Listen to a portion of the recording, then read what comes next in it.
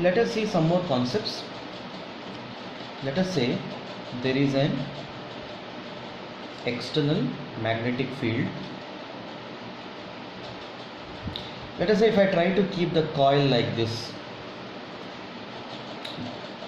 it is of no great consequence. Okay, so if I keep coil like this, that is parallel to the coil area is parallel to B, it will have no effect on phi. So this is a wrong orientation. Okay, so let us say I keep a coil like this,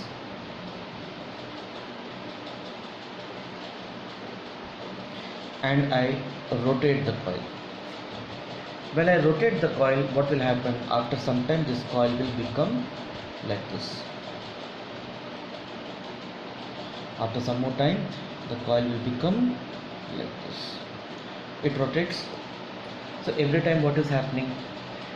We said that this phi is a product of B and A, B vector and A vector. So when you are rotating, the orientation of the area is changing.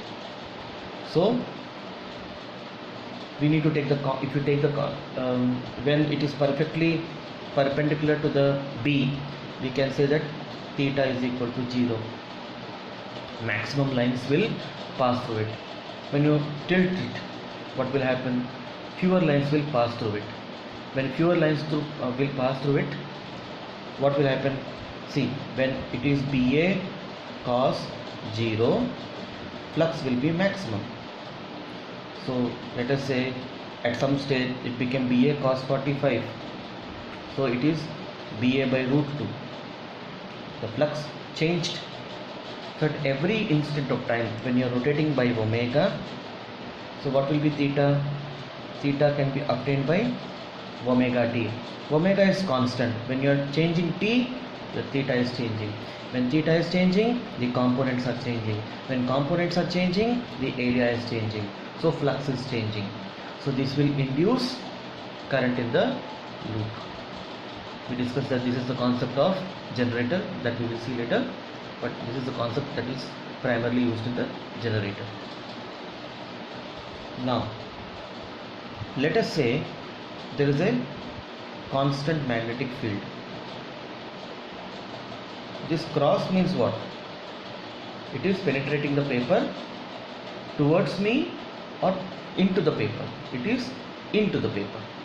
Okay, if it is dot, it is out of the page. Now I take a coil and I try to push inside this. So what are the stages when you try to push? Initially this much area is exposed. After some time, take like this. After some time, this much area is, let us say, exposed. Then the total, all lines are passing through. Then when it moves out again, it is like this. And after some stage, the total is out. These are the stages.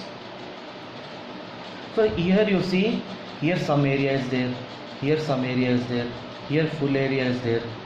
When the time when it is full area, so there won't be any generation, because as and when area is changing, your flux is changing.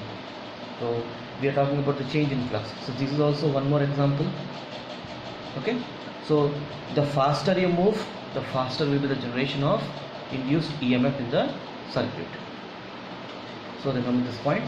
So the V may be given. So some calculations are based on this type of questions, this type of models. But you understand why the flux is affected means this is what happens in that. So here let us see that this induced EMF is N d phi by dt. Now originally we know that V is equal to IR. So I is equal to V, here it is E by R. So what is my I? It is E by R, or it is N d phi by dt N by R. So I can get the magnitude of current.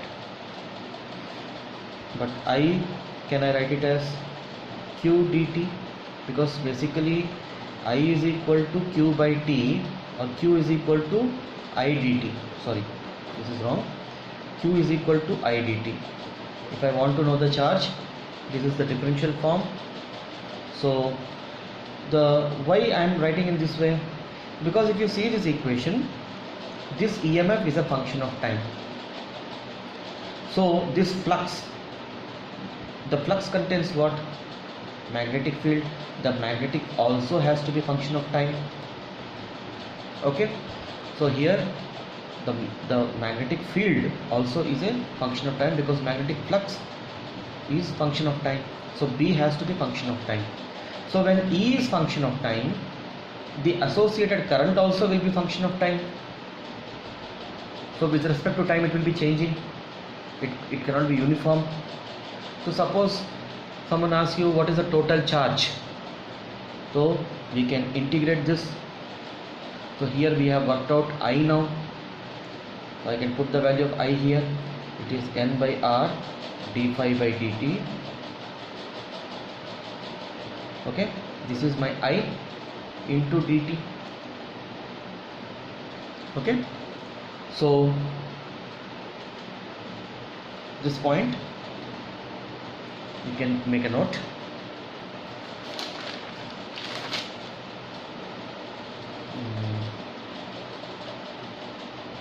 Okay.